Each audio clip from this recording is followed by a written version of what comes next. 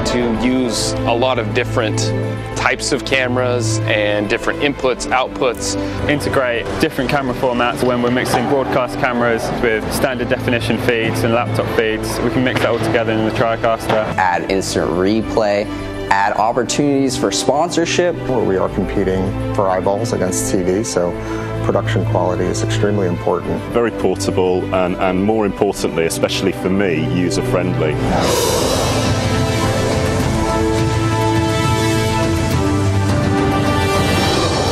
To have replay, to have graphics, to make it look like a television quality broadcast, it's the way sports is supposed to be watched. We've got flexibility with our multi-camera replays, our editable graphics and a multi-camera production. We can have an interview happening inside the front studio, a band recording in the middle studio. We have a green screen that we can do interviews on as well, and it all comes together inside of the TriCaster.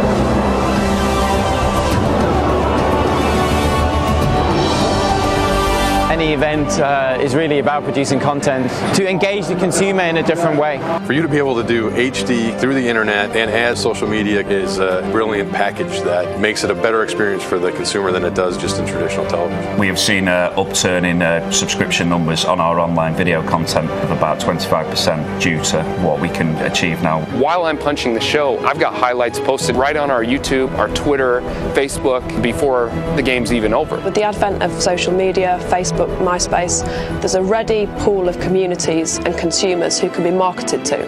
Not only did NewTek allow us to become a great product in quality, but allowed us to become more of a global brand.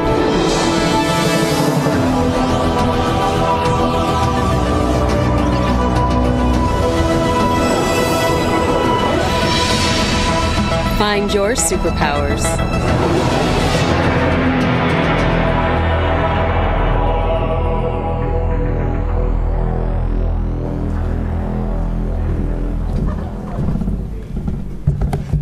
For 30 years, NewTek's been giving anyone superpowers to create network-style television and webcasts. And we're very excited to have you guys here for Broadcast Minds 2014. It's very cool because the definition of what it means to be a broadcaster is so rapidly changing. And the panel that we've put together for you today are the big thinkers and innovators that are actually pushing the limit on what that means. So I'd like to start off by introducing our first panelist. Starting in a spare bedroom in her house, Callie Lewis has built a multimedia empire which will soon reside in a multi-million-dollar facility in Dallas, Texas. She's one of the first females in tech broadcasting. She's a correspondent for everyone from CNN, BBC, to Fox. And she has over 2.5 million followers in social media. And the most exciting statistic about Callie Lewis is that her videos have been viewed over 1 billion times. So I'd like to join me in welcoming Callie Lewis.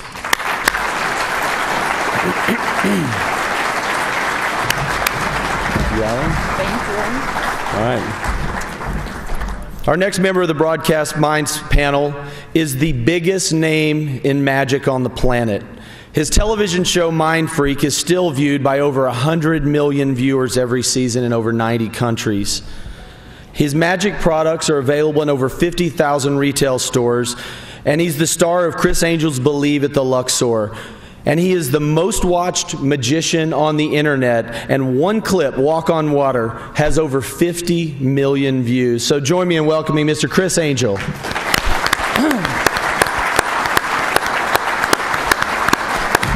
Thanks, man.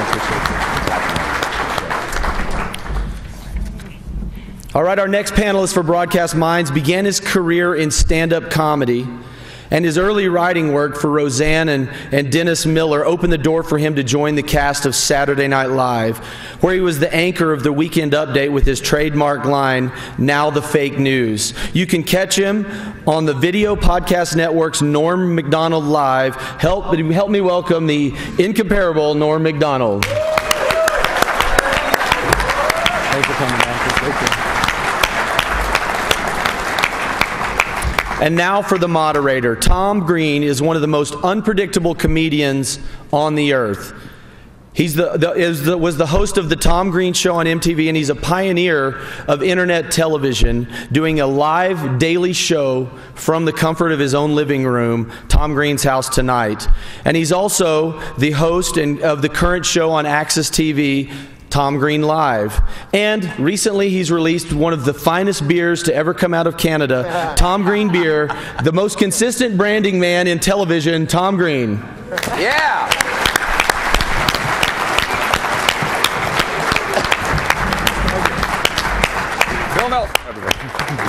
Hey, how are you, Norm? Of course, Callie, how are you? Chris? Hey, how's everyone doing? Welcome to the Broadcast Minds panel. You guys ready to have a good time tonight? Oh no, it's this morning. It's morning. It's morning now, is it? Oh my God, we had a good night. The night hasn't ended yet. We've been partying it up all night, right, guys? True. Yeah, this is. I'll tell you something. That Crazy Girls. That's that's truth in advertising. Oh yeah. So this is exciting. We're going to have a conversation here today about television and broadcasting. And what's exciting about this is everybody here has taken their passion in life and turned it into something amazing. And Chris, I mean, you are the most watched magician in history, on the most watched magician on the internet in history and on television. Well, what's the trick to getting the trick? What's the trick to getting those kind of views? Well, I think it's all about content. As you know from your success, it's about creating a moment that people are engaged to. And I think that I've been very blessed to understand, I think, the day and age that we live and how rapidly it changes, how to keep magic relevant, whereas magic for a period of time kind of was stale and it wasn't pop culture. And for me, with my art, I try to keep it engaging, pop culture, relevant, and try to do things that doesn't feel kind of old school. It might be old school, but it's packaged in a new way. And I think with the internet and what's going on with social media, it's got to be something now that people haven't seen or that they want to show. It has to be short, it has to be exciting, and it has to hold the attention of the public, which is very fickle by and large. 10, 20 years ago, you could have one camera shoot something and people would want to see one continuous shot of something. That doesn't work. Kids today are overwhelmed with information. They have a short attention span, so it's got to be packaged in a way where it's short, concise, and is engaging. And I think I've found that formula, but it's always changing, so it's interesting to remain relevant by understanding how they process information now. Yeah, and we've all built our own little television studios as well, right? Yes. All four of us have built our own little television studios using consumer electronics, new technology. TriCaster. Norm, you're doing the video podcast network and the Norm Macdonald Live Show using a TriCaster. Callie, you have a TriCaster. You have a TriCaster. Is it more fun doing it on your own, producing the show yourself? Your new podcast is completely independent, and or do you prefer broadcast television? No, I prefer narrowcasting because, like when I first came to Hollywood, I met Richard Pryor, and I remember he said this thing. He was like, because I said, everybody loves you, and he's like, I can't do Richard Pryor, but he's like, no, they don't. Yeah. I'm doing Cosby. He said, no, they don't. He goes, what? He goes, only 1 in 10 people even know me, and only 1 in 100 like me. He goes, but that's enough. Because it's, and I thought about it's like 3 million people, and so that's what's cool about you having your own narrow casting thing is that only tune in for you, So if I go on Letterman, they're going to see Letterman, they're tuning in to see Letterman. I'm the guest. They might like me, they might not like me. I don't know about that. Everybody likes you, right? Everybody likes you. But when you were, And when you were making Saturday Night Live, when you were on Saturday Night Live, there was all this preparation, writers, and all sorts of people involved, executive producers, and now you can just do it all yourself. Is that process more fun and making the show more fun? I like doing everything myself because I'm like you, a stand-up, so we started completely independent, and completely responsible for bombing or doing well, Yeah. And so that's how we start. We grew up in stand-up, so it was funny, what Chris was telling me. I just read a book from when I was a kid called Future Shock by Alvin Toffler, but that's what he talks about. It's an amazing book, but he says, like, in the future, which is now, that people that don't understand technology will become obsolete, and they'll get future shock. Yeah. We're almost there. Yeah, we're there. Callie has and he said they'll have an enormous amount of product, and that's what I was just talking to Callie backstage. She has so much product, it's unbelievable. Review units, gadgets, technology. But hundreds of hours. Oh, yeah. I've been doing it for about 8 years. So you've now built a large facility in Dallas. Yeah, as Philip said, we started out really in a bedroom in a house, like a lot of YouTubers or online content people. But we've been able to grow over the years. First, we went into a 4,000 square foot studio that we leased. Now we've bought a building that we can really customize, make it state-of-the-art technology. Bought a building. It's geek heaven. Bought a building. That's pretty cool. I know. You excited. You've built a whole web streaming facility also, Chris. I created a 60,000 square foot complex which houses a broadcast studio, including fabrication shops to create the content, the props, the scenic design, all the elements, so that I'm kind of a one-stop shop. So any kind of dream I have, I don't have to go to anybody, rely on anybody. And I think that is the future now. And I think, with technology, and specifically for me, the TriCaster, and I'm not saying that to, give a blatant plug, but it has been an amazing tool to be able to do everything yourself and look like you spent millions of dollars. In my case, unfortunately, I did. But you don't have to. That's the point. Yeah, one man can do it, or you can have a team that can, make it even better with just that one box, which is brilliant. Yeah. So my kid. When I was a kid, I wanted to be a sports guy. Grew up in Canada with you. I wanted to be a sportscaster, do hockey. But you know what my kid does? He's only 10. He does a podcast. Nobody listens to it.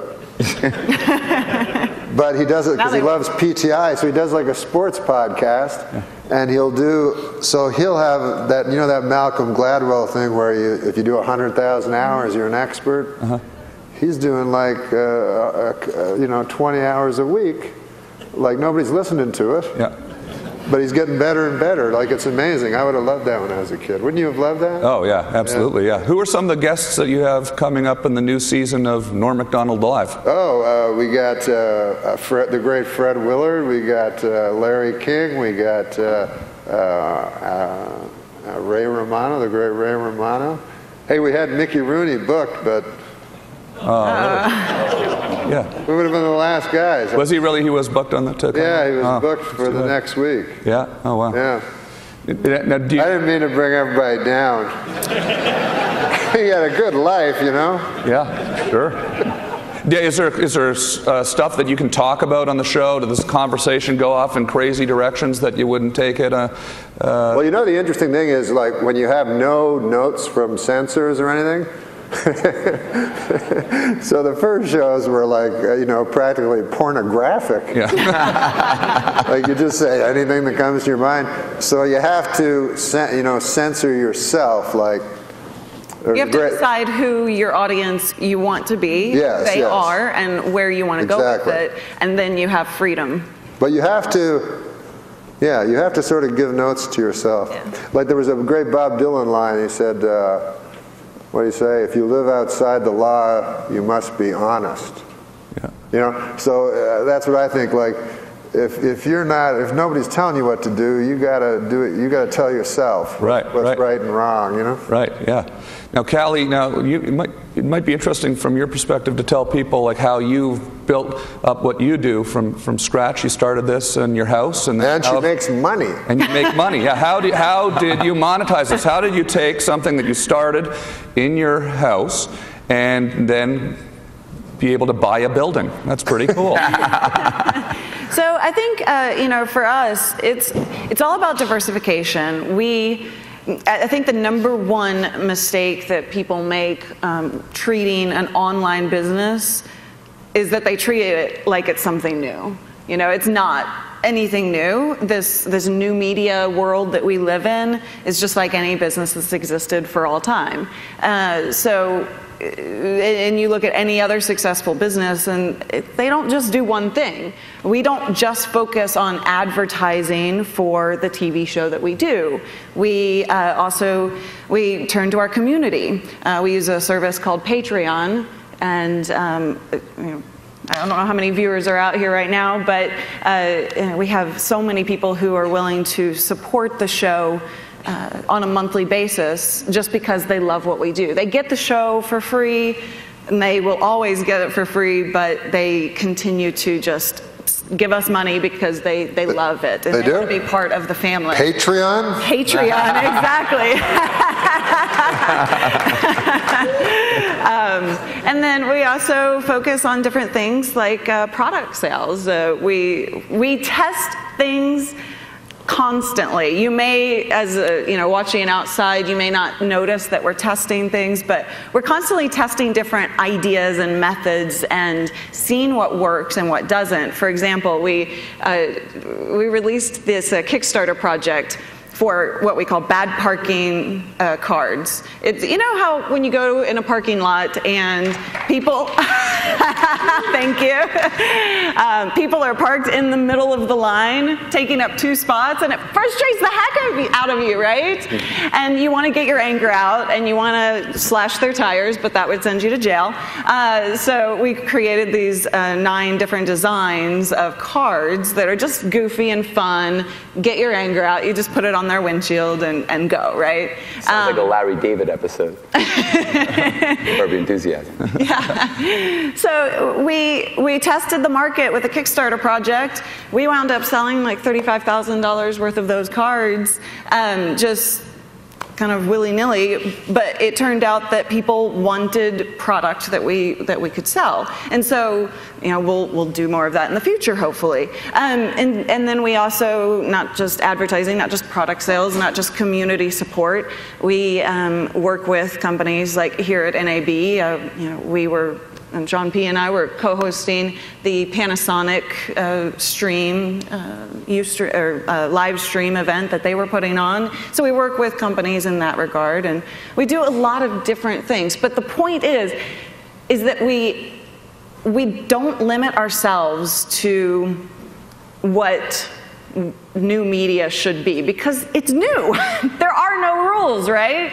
And that is the beauty of this world that we live in, is that we can play, we can learn from each other, and we can break new ground. It's exciting. Yeah, absolutely. Yeah, it is. Chris, you like using Twitter? I do use Twitter.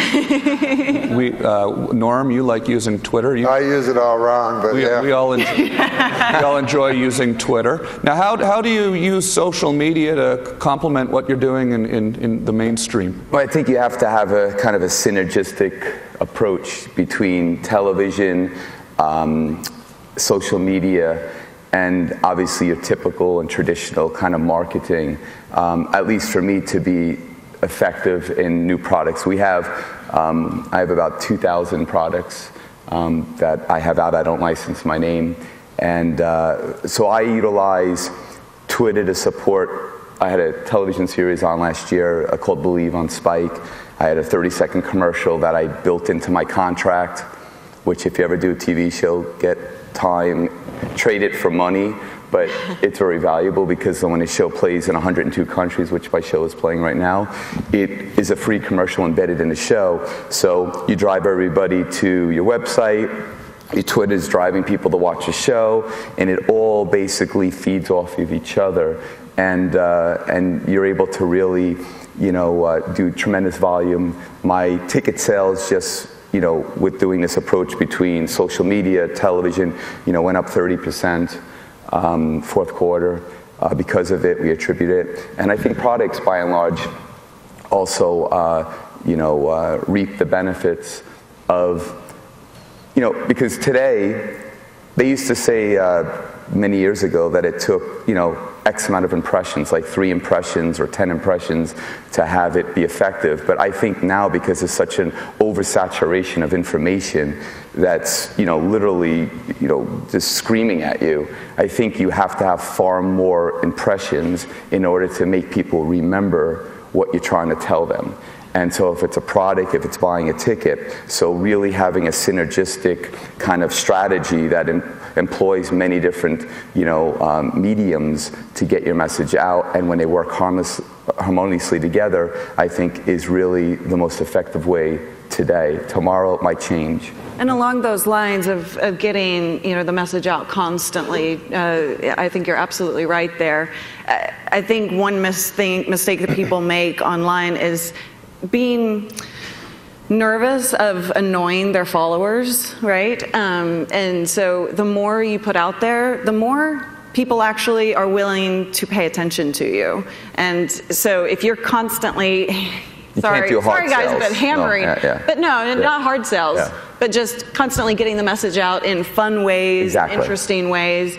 But the more you put out, the more they see, because they're following. How many people are you following on Twitter? 200. Yeah. So when you look, you probably look like 3-4 times a day, maybe. You're not going to see every message, but the more Chris puts out, or Norm puts out, or Tom puts out, the more chances they have of being able to catch your eye when you do wind up. How often do you tweet, Norm? I notice you. I follow you on Twitter. Yeah. You're often tweeting in the middle of the night. Yeah. Do you just wake up sometimes in the middle of the night and just feel the urge to tweet? Yeah. Yeah. Well, you know what I like to do? Because I like tweeting, and then mostly I like reading my fans, a lot of who hate me. I don't know why they're following me, but that's what's actually interesting. Like, I remember when I was on Saturday Night Live, Lorne Michaels told me the first year, he goes, people will come up to you in the street and say they like you and you'll think you're popular, but the people that hate you don't come up to you. And I was like, oh. So every time a guy complimented me, I go, oh, that guy probably hates me. But then, it's true. Yeah. Because when you get Twitter, you're like, oh, I see. Yeah. Now some people like me and some people hate my guts. Twitter has given us all so much more access to all of those millions of people that hate us. Yeah. And none of in my case, I'm speaking for myself. None of them have. Like, at first, I was worried that they'd come and murder me. Yeah.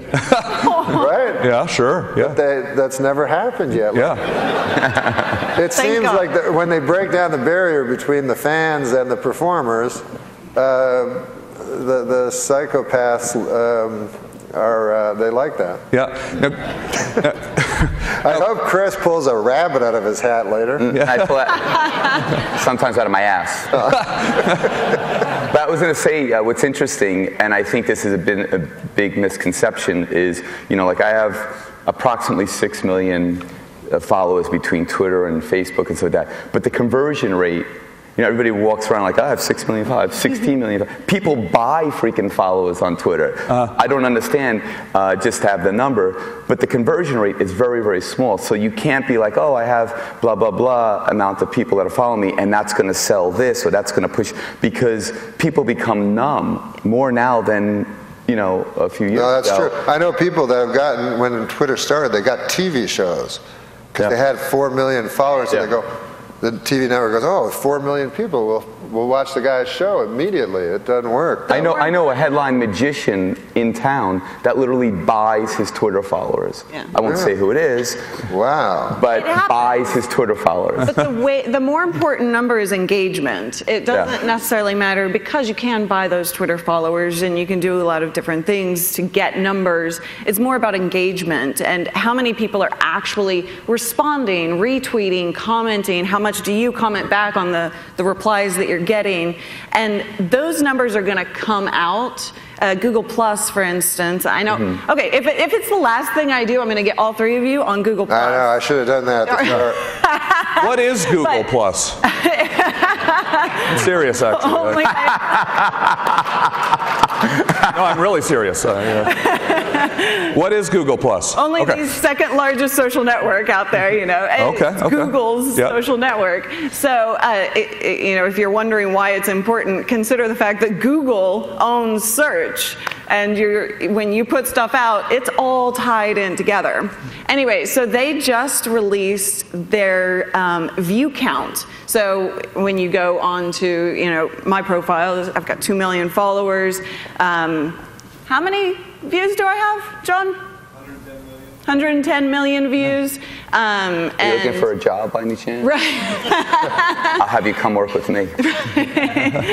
But that view count tells you how much engagement I'm getting, right? It's not the highest number out there. Actually, my co-host John P. has more engagement than I do. But that number is so important for the future of what we do here in new media, I believe.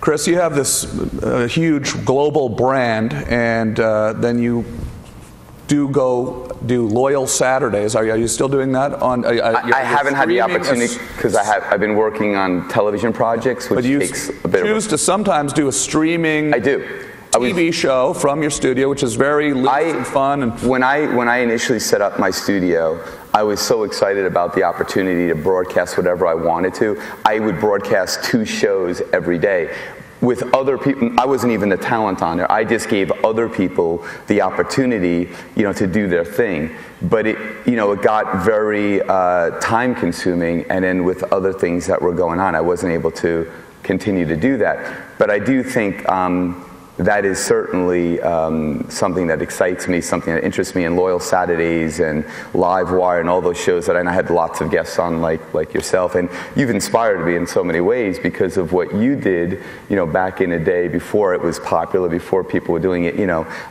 was really something. Tom was before his time. Giving people the opportunity.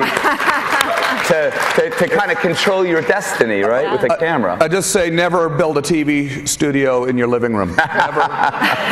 Never do it. Do it in a park or something before you do that. But don't you find also being before your time, like you always are, doesn't pay a lot? Yeah.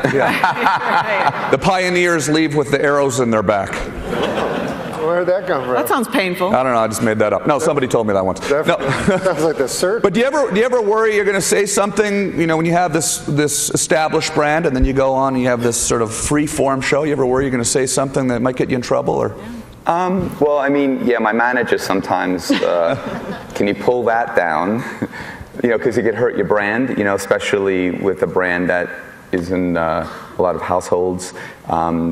To kids and stuff like that. But, you know, I look at it as I want a way to express myself and not be censored and be able to do what I do, because in the past I've, you know, had some issues and they were public. So now I just try to take that and keep that in a forum that allows me to do that, but sometimes you got to kind of censor yourself, as you talked about earlier. Yeah. And I think that's the key. It's to find that balance between, you know, maintaining a creative outlet that entices you and excites you, yet keeping it within reason and kind of making it applicable for most viewers. Censor yourself, but also allow people to get to know the real you, which is what, you know, you're doing. You don't want to know the real me. I levitate at home and spin my head around. So Norm, how do you? Let's talk about the technology for some of the technology you guys are using the actual equipment, and then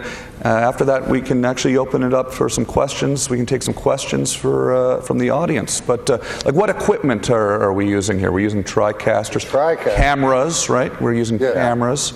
And the cameras give you the picture. Yeah. Well, what's great about the microphones? Microphones. The sound goes through the microphone. Oh wait, you're supposed down to have a the microphone? wire into the TriCaster. What's great about the new TriCaster, and again, it's not a plug, but well, you have the new 8000. well, yeah, and what's amazing about it is that the past TriCaster, I would have to set up 2 cameras for every position I wanted, to have a close-up shot and then to do a wide shot. And now you can literally zoom in.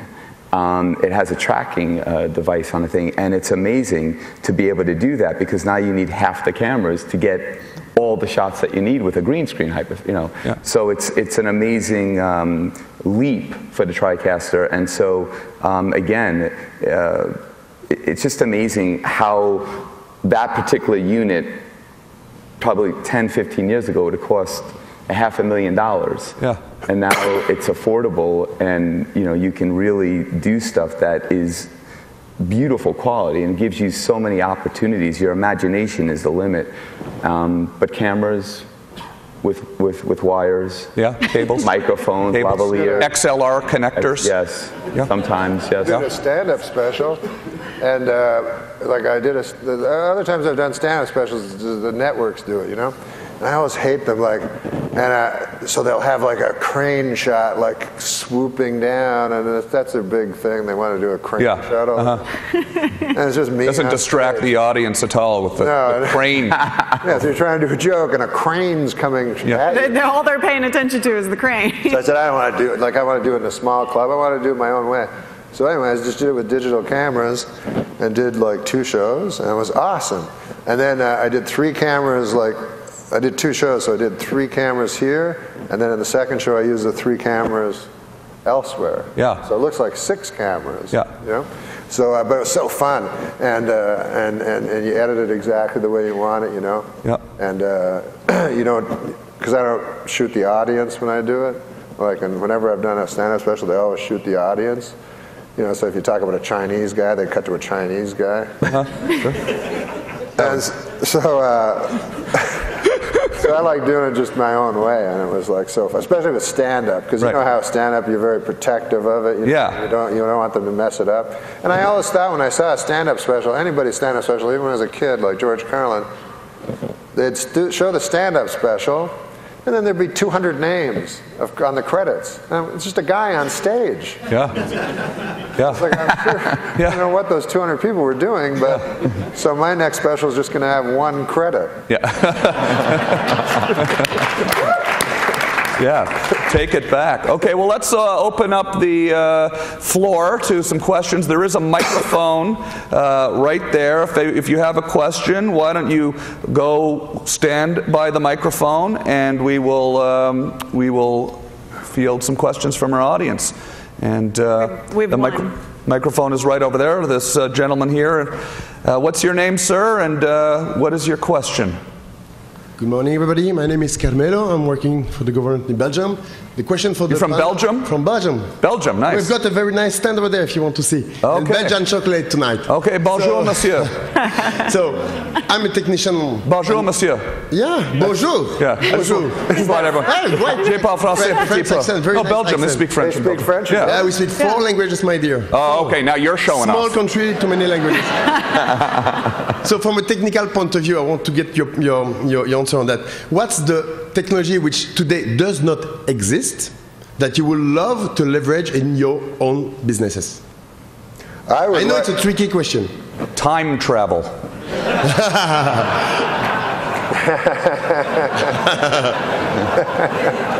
I cannot make this one. We all have time travel forward. Yeah. Yes, that's. Actually, we have time travel backwards, because what is on YouTube is always there. Whatever you do is always online, right? That is a good question. I'd like what I'd like to do is Sims, because I do a lot of. I'm a degenerate gambler. This guy showed me how to do Sims, which is like, you play the game. If there's a basketball game, you play the basketball game 10 million times and see exactly what will happen. Yeah. And so I've become obsessed with Sims. And then this other guy told me, I'm so into Sims. But this guy told me that he thinks that all of us here, all of life is a sim. Because he said, like, a computer will have the original, and then of course you have the 10 billion Sims, right?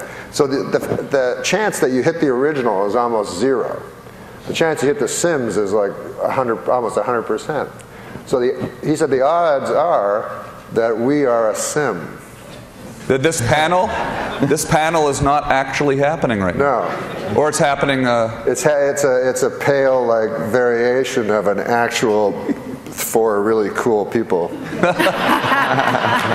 Hey, Chris, is there any technology that you could imagine using for not just for streaming video, but for your actual magic show? Well, yeah, I played around with magnets for extensive use in levitation, and it's not feasible right now with the magnetic fields that you can create.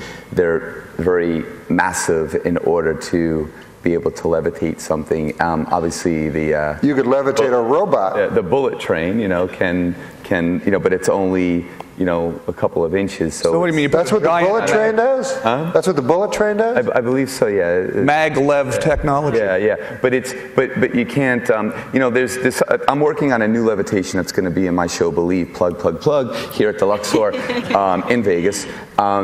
This year, I've been working on it for like 15 years. I had to actually employ some of the folks that do NASA stuff to be able to produce this idea that I had, because the technology didn't exist.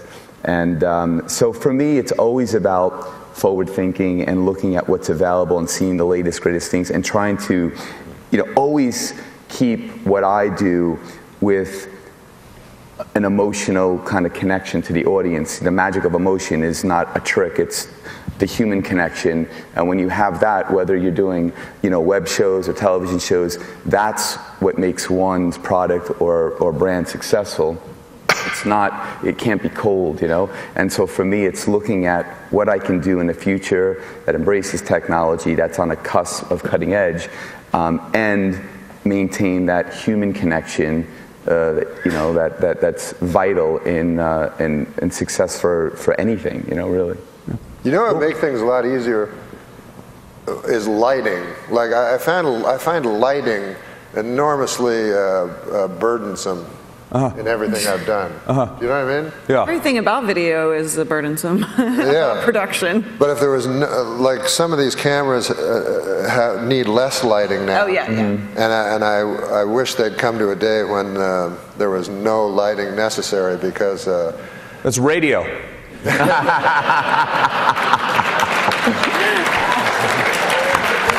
Okay, let's take another question here. Thank you so much. Thank you very much. And if you want to ask a question, just get in line and get a few people in line so we can keep it moving. What's your name, sir? And where are you from? And what's your question? Derek Ross, originally from Vancouver. Nice. Callie and Chris, Callie, you mentioned the business, the cards you were selling. Chris, you mentioned keeping the 60 seconds in your spot. Any other quick hits on things you've come across, maybe things you didn't think was going to work, but worked great in your content? Oh, yeah, go ahead. I was just going to say, anytime I would try to make something that I thought people would like, it never worked.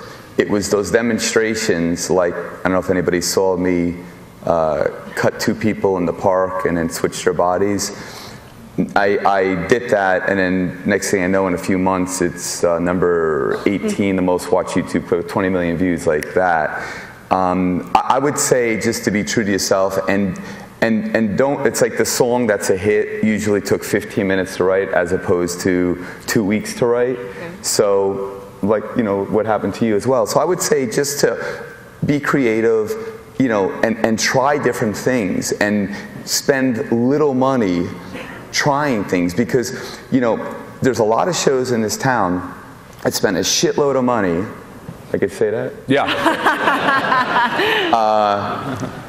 on a bad idea, which will never make it a good idea. So you can't buy creativity. And there's so many people out there that have such successful clips because they didn't have money and it forced them to be creative. So money's not the answer. It's being creative and thinking about unique ways, angles, and being strategic about how you can do something that is effective in a very saturated world that we live in. And listening to your audience and paying attention to what they're asking for. I mean, one or two people that tell you they want this, it may be representative of the larger audience, it may not be, but testing is absolutely key. I was not sure that the business cards, the bad barking cards, would work at all. I was like, I don't think anybody's going to buy these things. But you know, we're very risk adverse in our business. We don't take risks that we can't come back from. And so when we test small. We test with a lot of thought. The Patreon stuff, we didn't know if anybody would want to pay or if we would have like $1 a month, you know. So you just test these things, you put a lot of thought into it ahead of time, and you make smart decisions, or as smart as you can. Well, I don't know, smart. I had a television program, and I decided to make a viral video. Yeah. So you set out to make a viral video. Yes, I did. Yeah. Okay. So I said, it was called a sports show. It was a comedy sports show, right? So I just went to the basketball court and threw a basketball from full court for like 5 days. Yeah. So you got it in. Yeah, one swooshed, right? And then I told the people on the show, I said, hey, let's make this video viral, you know? And it's me throwing a full court basket. Anyways, 600 views. Congratulations. So that's what she said. That's what they're saying. Like you can't.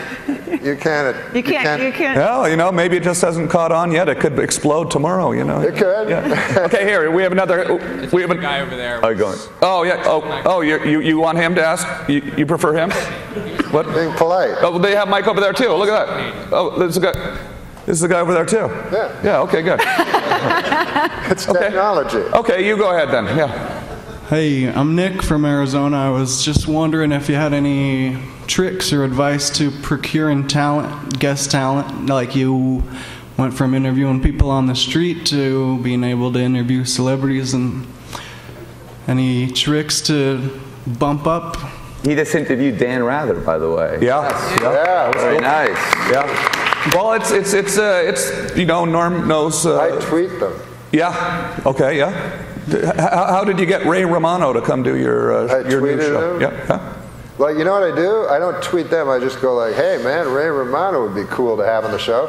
And then it says, at Ray Romano. So then they send that all to Ray Romano. They go, oh, why don't you come on the show, Norm's show, and stuff like that. Ah, that's a good idea. Yeah, I tried that with Arnold Schwarzenegger. It didn't work. Tom, how do you get, because you have some amazing guests, how do you procure those guests? Well, when I started doing my internet show, you know, it was a few years ago, there wasn't as many podcasts and things, and I reached out to people that I was just a huge fan of, and at the time there wasn't as much competition to get people, and people like Norm would come do my show all the time, and eventually we... One time I went on Tom's show. I did the Tonight Show. Remember that? Uh-huh. I did the Tonight Show, which is taped at 5:30, and his show is live at 9. So I did the Tonight Show with the band Pitbull. Remember? Yeah, oh yeah. And then I took the band Pitbull, went over to Tom's house, did his show, which went on before the Tonight Show. Yeah, we scooped him. So basically, Norm brings my guests. But, you know, don't be afraid to ask people, and, you know, if you're, you know... People like talking about themselves. Yeah, absolutely. Look at us, we're all up here. All right, now your turn. Thank you for your question. What's your name and... I'm Ryder Cast. I'm from Ryerson University in Toronto. All right. Yeah. I'm just wondering, you guys have been talking a lot about social media. Ryerson? Yeah. Awesome. RTA program in Ryerson. There's this school of thought that says social media only preaches to the converted. People like your page and then you're able to contact them. So what is your thought on that? Because you guys have obviously built up these big social media followings. And also, so how do you overcome that? And also, do you agree with that idea that you can only really reach these people who already like your content? No, not at all. I mean, I constantly, I have a good following, but I constantly hear from people who just quote unquote find me and they're like, what do you do? I have no clue who you are. Why am I following you, right? And that's, maybe they find me on a list or whatever, but there is a way to engage the audience.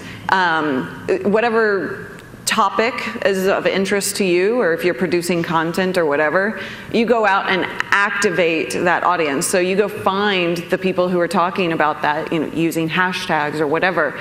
It takes a lot of effort. It requires you to be dedicated, but you can reach an audience that is not your own and make them your own. I find, like with Twitter, mine stopped. So I kind of agree with you. It stopped at a certain amount.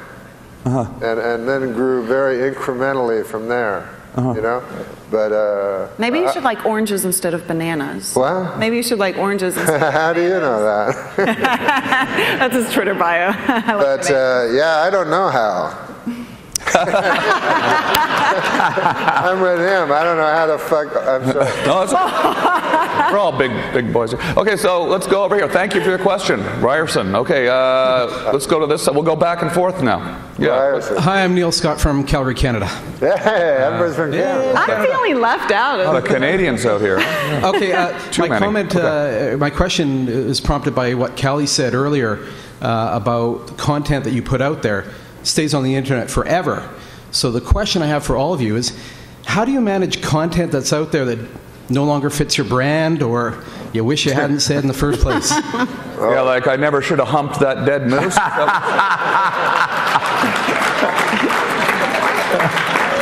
Not a day that goes by that I don't think about this question. And also, if you do, like, because I do stand-up like Tom, we go around the country, and so radio stations will interview, you do like 4 or 5 radio stations in the morning, and then they have their cameras, and that goes on the internet. So wherever you are, and you're in the morning, and you don't know what you're talking about, you say some crazy thing. Yeah. Then it's on the internet forever, and then, whatever. It's actually a problem, really. It really is, because there's so much video. Everybody's filming with their cameras and their cell phones all the time. It ends up really kind of watering down what you want people to actually see. And when they search, they don't know where to look. So, you have to sort of learn. On the other hand, when I go on the internet and look on YouTube and stuff, like for somebody that I like, I want to see everything. So, you know what I mean? I want to see the bad stuff and the cool stuff, because I get addicted to YouTube. You know what I mean? Like, I'll watch and I'll go, I got to remember that motherfucker over there. Like, on those. But, they got that side thing. I go there next, and I watch that for 10 minutes. And I'm over there, and then it's 5 in the morning. And I start tweeting. Chris, what's the YouTube videos that have got the highest views for you? I think for me, it was the Walk on Water. I think it has like 50 million, and then collectively there's over 250 million views. But yeah, I mean, it's just an interesting world that we live in, and it's there's funny, a lot of Jesus walked on water, not one hit.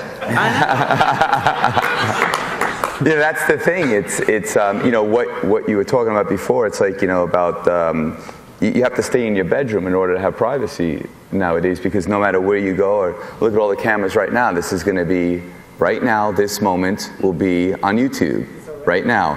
It probably is, and that's the thing. So it's a completely different culture, and being a little older than probably you are, I grew up before the internet, when they had the phone in the kitchen, the cord. The what? The phone in the kitchen with the cord that you had to talk to everybody. Oh, yeah. Dad would be like, "Why are you in the room? What aren't you able to say in front of everybody else?" Yeah. So I mean, it's very, you have to be careful, and you have to manage what you put out there. And a lot of kids today are putting out these pictures that that are going to live on the internet. It's from crazy. a kid's perspective, it's up to the parents, you know, to educate their kids on what to do and what not to do and what the risks are. But from the question, I don't see you anymore, but oh, there you are. So your question, the only thing you can do is really focus SEO on your content that you want to push up, right? So that would be where I would say focus your efforts. You can't do anything about what's out there that you can't take down, and then just try and raise what you can from the search results. Okay, thanks. We have time for a few more questions. So let's go ahead with your question. Let's see if we can get these last three people in before we run out of time. Okay, hi, Sure. my name's Jennifer Dines, and I work at a public access station in Portland, Oregon. And so, Nice. thank you.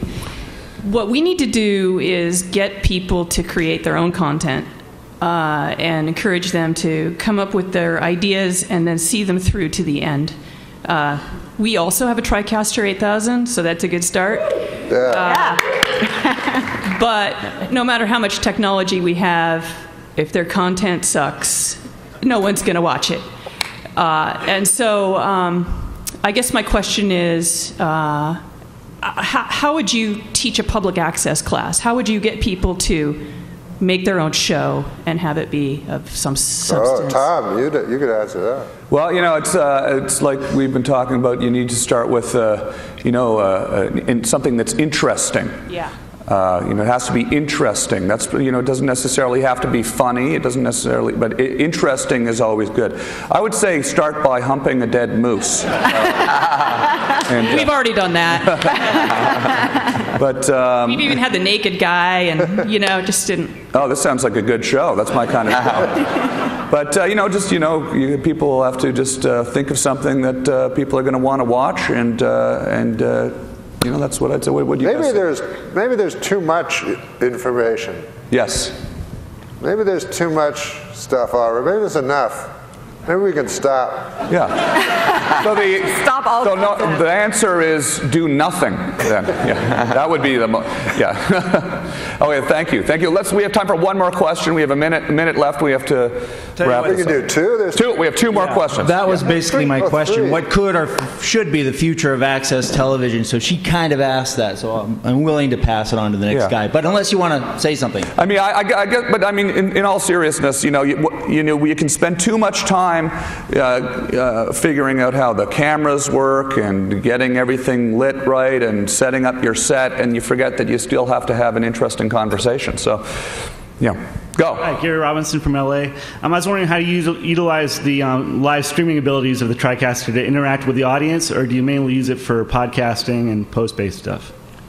How do you guys? I mean, really, you can use the TriCaster in so many different applications. I've used it to have, to roll in content, to have people participate that are at home on their computer. You can. It's really endless what you can do with that thing. The virtual sets, just so many ways. Pre-tape, live. We do a lot of the same stuff. We bring people in. We actually have our engineer created a Skypezilla where we can bring in 4 different people from 4 different locations via Skype into the TriCaster, and then switch between everybody within studio and on Skype. We actually use that to pull in the chat room. So when we do our live shows, we are listening and watching the chat rooms live. So questions that are being brought in, we talk about and answer the questions. And we'll sometimes display that. We actually do a check-in each week to ask people where they're from. So everybody from all around the world, from countries I've never even heard of, will say where they're from, and it's just like bam, bam, bam, bam, bam, bam, bam, bam. It's awesome, but we'll put that on the screen so that people can see us and the chat room at the same time, and that engages the audience a little bit more as well. Your show's live, right, Norm? Yes, it is. I'd like to get what's a virtual set? Virtual set is basically a green screen that you can have. You can create one from scratch, or you can use. No, I understand green screen. Yeah. Then what you did with the news. Yeah. Exactly. Yeah. Okay. Well, we are out of time, but let's take our one last question, and then We cannot do the question. Let's not take your question. You can come ask your question to us right over here personally after the show. Thank you very much, everybody, for being part of the panel. Thank you, Chris Angel, Callie Lewis, Norm MacDonald, and thank you. And make sure you check out Tom Green's show at the Hard Rock, Chris Angel at the Luxor, and everybody else online. Thank you guys. We appreciate you guys being